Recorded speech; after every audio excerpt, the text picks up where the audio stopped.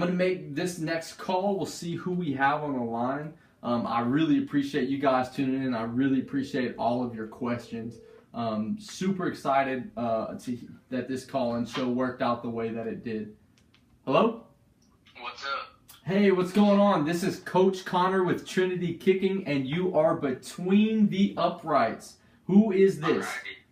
This is Noah Odell, graduating class of 2019, plays kicker and punter. Awesome, buddy. And where are you at? I'm in Western Kentucky at Webster County High School. Western Kentucky. Yeah. And then Bluegrass Western Boys. Kentucky. Who's your favorite country artist? I'm not a big country fan. What are you doing in Kentucky? Well, do you eat fried chicken at least? Yeah. Okay. Well, then Back in the day. I will let you slide. So what is your question, buddy? I had a question about after I go through my steps and I'm about to come into my go into the kick. Should I have my foot, plant foot?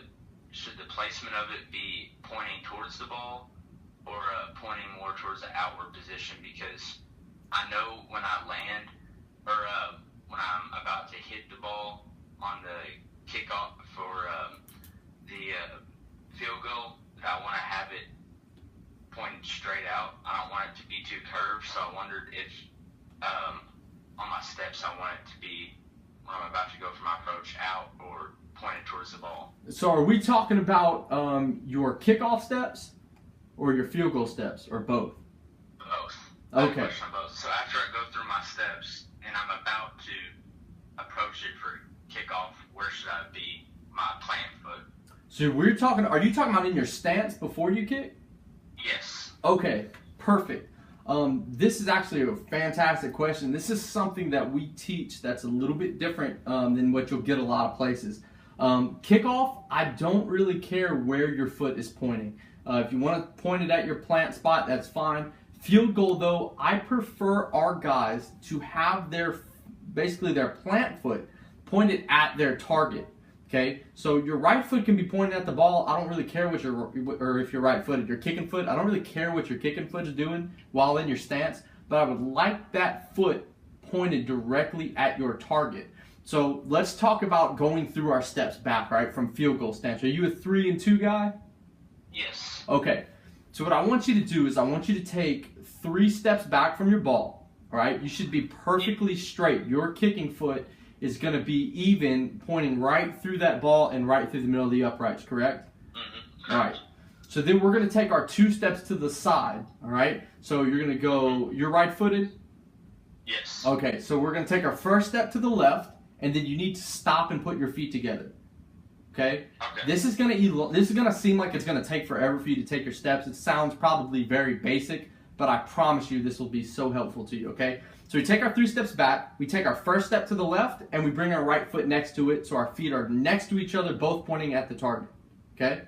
All right. Right upfield.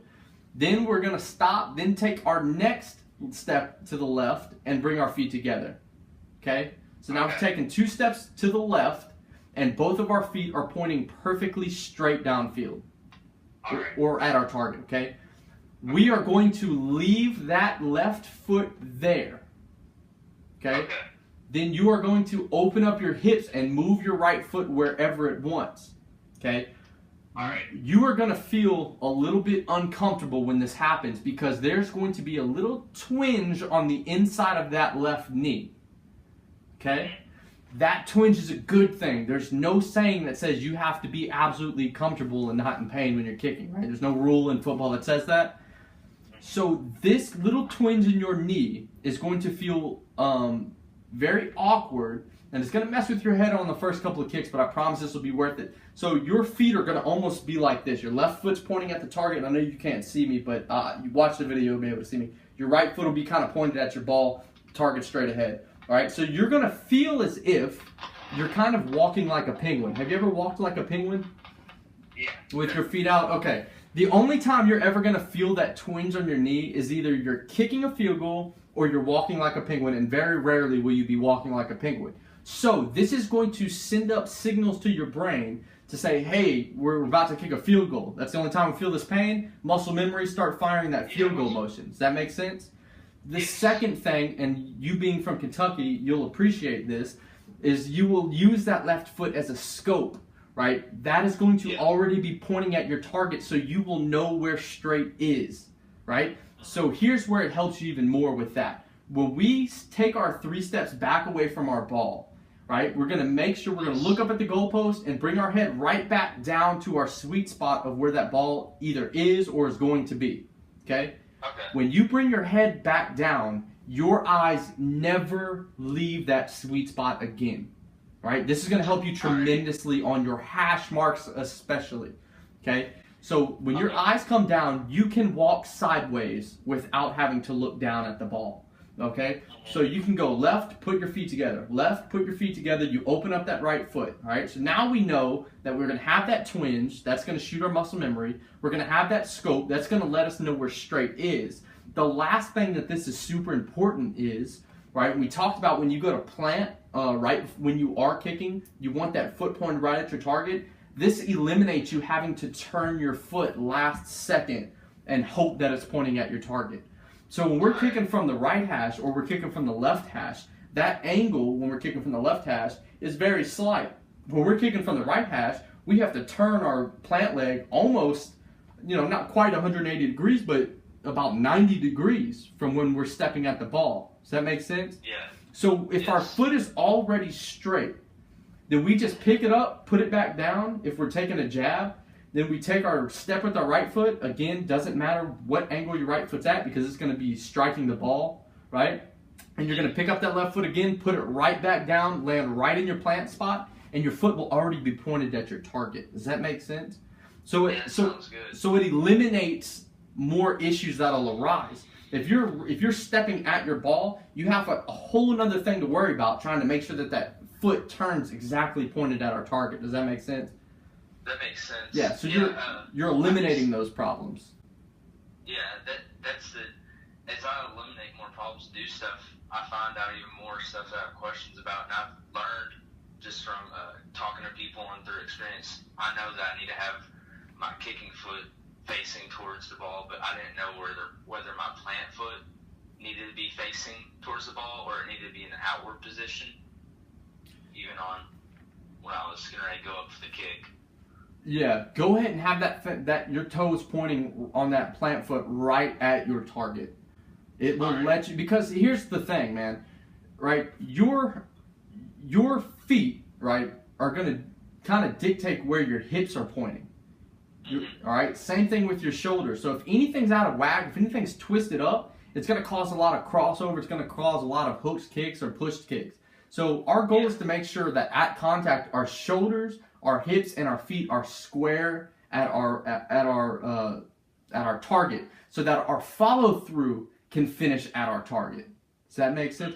So whatever your feet are doing, your hips are going to do. Whatever your hips are going to do, your shoulders are going to do. And if everything is straight, then your follow through can only do one thing, and that's go straight.